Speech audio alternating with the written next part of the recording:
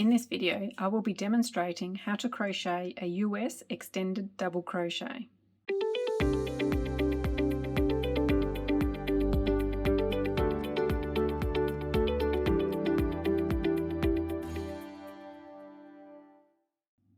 Yarn over, place the hook into the stitch, yarn over and pull up a loop, yarn over, pull through one loop on the hook, yarn over, pull through two loops on the hook, yarn over, pull through two loops. Here it is again, yarn over, place the hook into the stitch, yarn over and pull up a loop, yarn over, pull through one loop, yarn over, pull through two, yarn over, pull through two.